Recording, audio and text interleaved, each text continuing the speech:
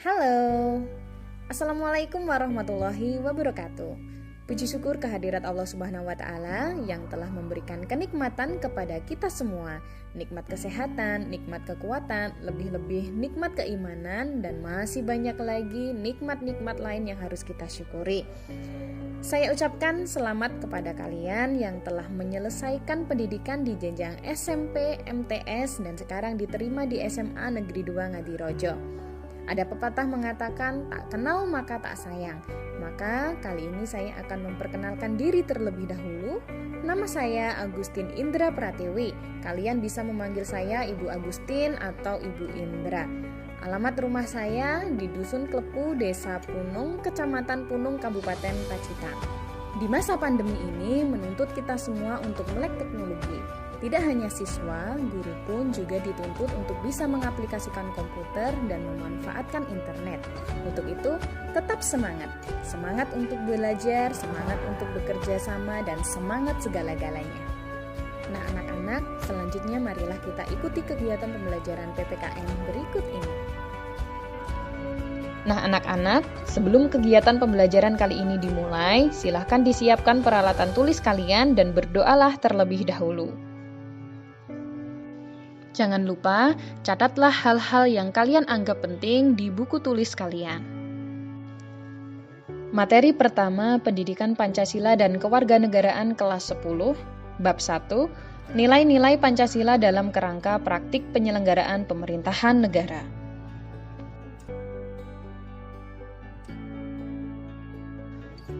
Pada pembelajaran kali ini, kalian akan menyelesaikan kompetensi 3.1, menganalisis nilai-nilai Pancasila dalam kerangka praktik penyelenggaraan pemerintahan negara.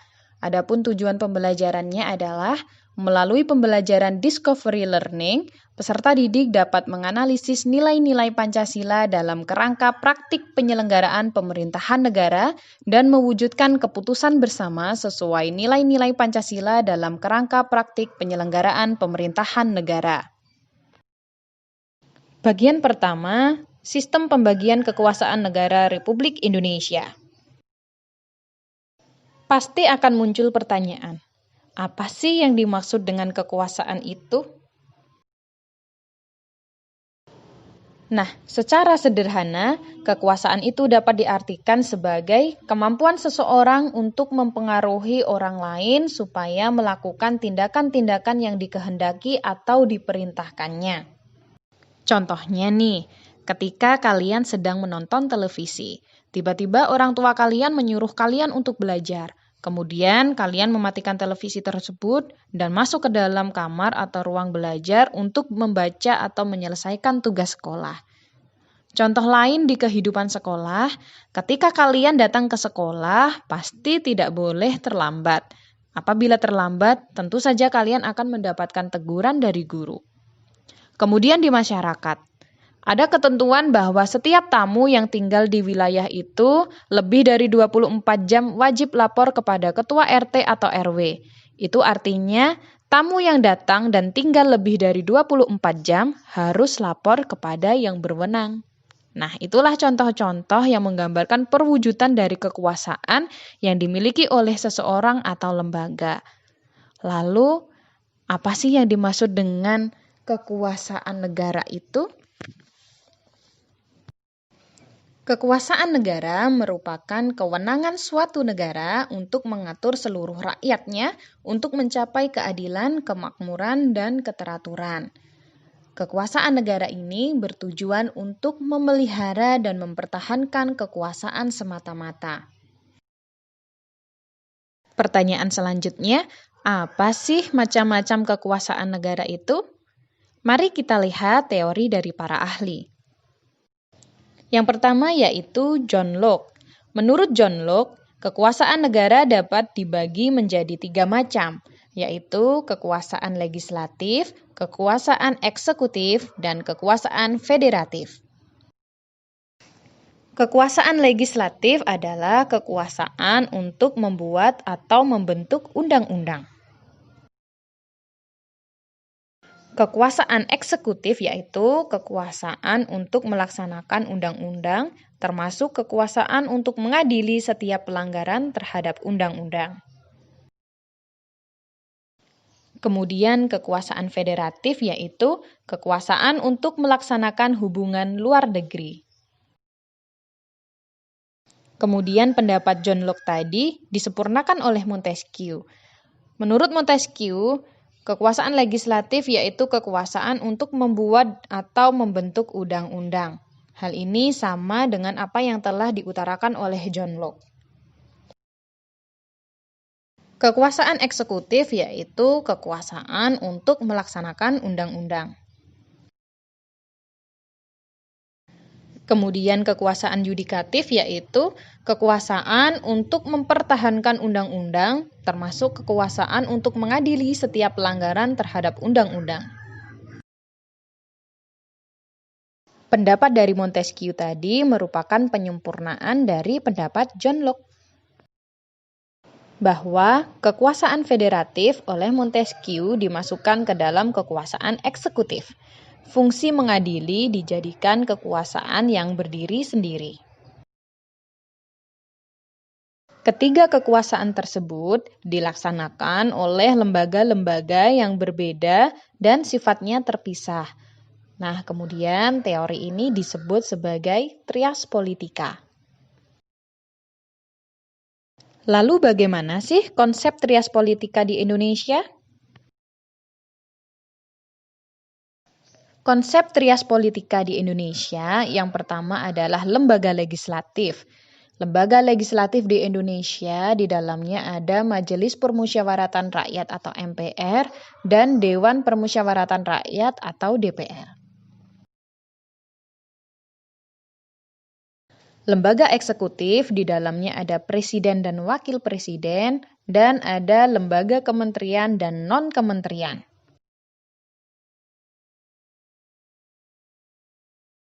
Kemudian lembaga yudikatif dibagi atas Mahkamah Agung, Mahkamah Konstitusi, dan Komisi Yudisial. Kemudian, apa sih sebenarnya konsep pemisahan dan pembagian kekuasaan itu? Menurut Muhammad Kusnardi dan Hermaili Ibrahim, dalam bukunya Pengantar Hukum Tata Negara, istilah pemisahan kekuasaan dan pembagian kekuasaan merupakan dua istilah yang memiliki pengertian yang berbeda. Pemisahan kekuasaan atau disebut sebagai separation of power, sementara pembagian kekuasaan disebut dengan division of power.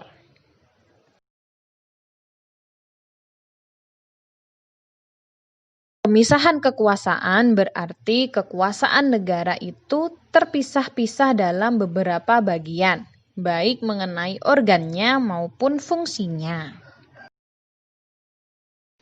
Artinya, lembaga legislatif, eksekutif, dan yudikatif merupakan lembaga yang terpisah satu sama lainnya, berdiri sendiri tanpa memerlukan koordinasi dan kerjasama.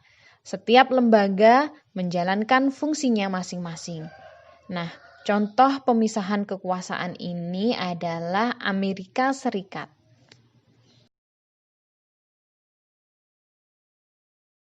Tujuan dari pemisahan kekuasaan itu sendiri adalah untuk menghindari adanya penyalahgunaan kekuasaan negara oleh pejabat pemerintah.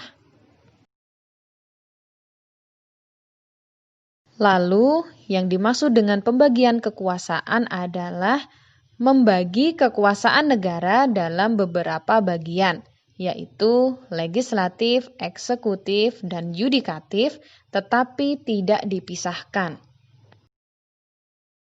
Artinya, di antara bagian-bagian itu dimungkinkan adanya koordinasi atau kerjasama, adanya sebuah sistem saling membutuhkan, melengkapi, dan mengawasi jalannya sebuah pemerintahan negara. Nah, contohnya adalah negara kita, Indonesia.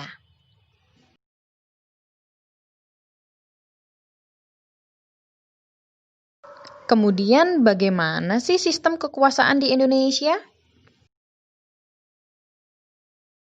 Mekanisme pembagian kekuasaan di Indonesia diatur sepenuhnya dalam Undang-Undang Dasar Negara Republik Indonesia tahun 1945.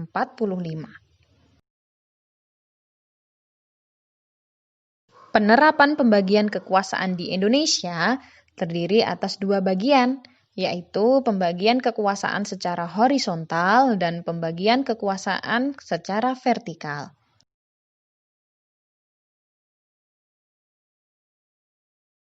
Pembagian kekuasaan secara horizontal dilakukan menurut fungsi lembaga-lembaga tertentu, sementara pembagian kekuasaan secara vertikal dilakukan berdasarkan tingkatan pemerintahannya.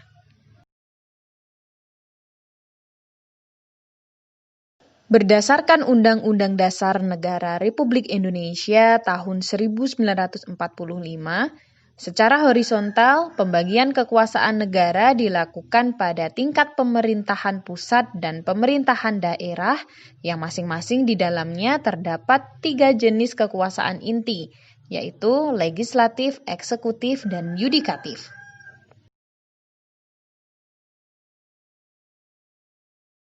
Pembagian kekuasaan pada tingkat pemerintah pusat mengalami pergeseran setelah terjadinya perubahan Undang-Undang Dasar Negara Republik Indonesia tahun 1945.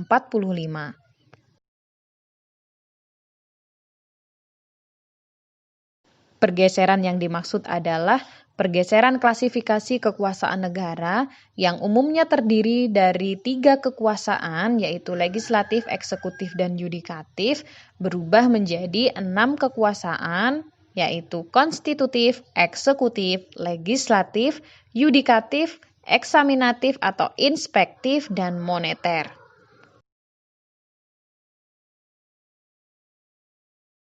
Yang pertama adalah kekuasaan konstitutif. Kekuasaan konstitutif adalah kekuasaan untuk mengubah dan menetapkan undang-undang dasar.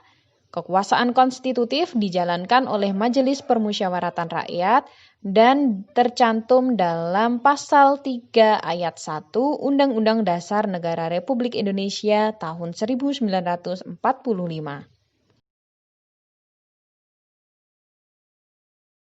Yang kedua adalah kekuasaan eksekutif. Kekuasaan eksekutif adalah kekuasaan untuk menjalankan undang-undang dan penyelenggaraan pemerintahan negara. Kekuasaan ini dipegang oleh Presiden dan tercantum dalam Pasal 4 Ayat 1 Undang-Undang Dasar Negara Republik Indonesia tahun 1945.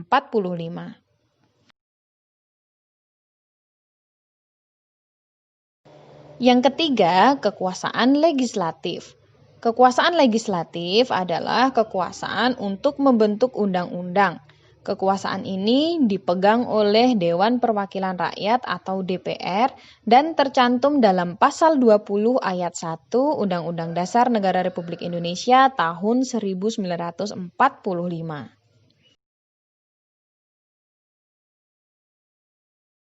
Yang keempat adalah kekuasaan yudikatif atau bisa disebut sebagai kekuasaan kehakiman. Kekuasaan yudikatif adalah kekuasaan untuk menyelenggarakan peradilan guna menegakkan hukum dan keadilan. Kekuasaan ini dipegang oleh Mahkamah Agung dan Mahkamah Konstitusi yang tertuang dalam Pasal 24 Ayat 2 Undang-Undang Dasar Negara Republik Indonesia tahun 1945.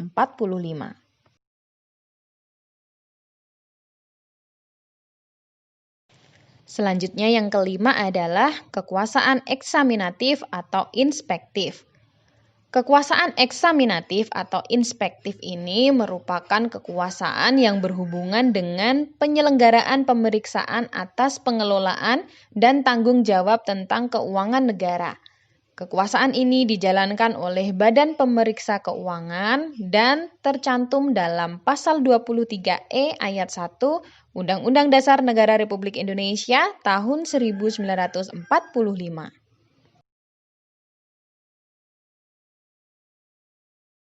Dan yang terakhir, 6. Kekuasaan moneter. Kekuasaan moneter adalah kekuasaan untuk menetapkan dan melaksanakan kebijakan moneter, mengatur dan menjaga kelancaran sistem pembayaran, serta memelihara kestabilan nilai rupiah. Kekuasaan ini dijalankan oleh Bank Indonesia selaku bank sentral di Indonesia.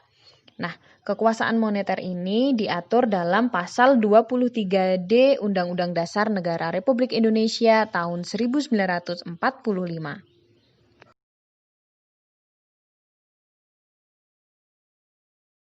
Selanjutnya pembagian kekuasaan vertikal. Pada pasal 18 ayat 1 Undang-Undang Dasar Negara Republik Indonesia tahun 1945 menyatakan bahwa Negara Kesatuan Republik Indonesia dibagi atas daerah-daerah. Tiap-tiap daerah, provinsi, kabupaten, dan kota mempunyai pemerintahan daerah yang diatur dengan undang-undang.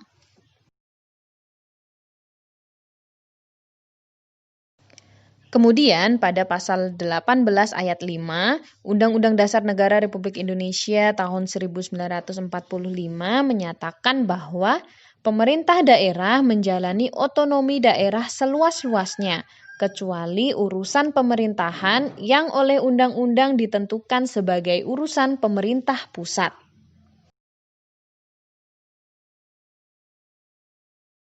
Dengan asas tersebut, maka pemerintah pusat menyerahkan wewenang pemerintahan kepada pemerintah daerah otonom untuk mengurus dan mengatur sendiri urusan pemerintahan di daerahnya, kecuali urusan atau kewenangan yang berkaitan dengan politik luar negeri, pertahanan, keamanan, justisi, agama, moneter, dan fiskal.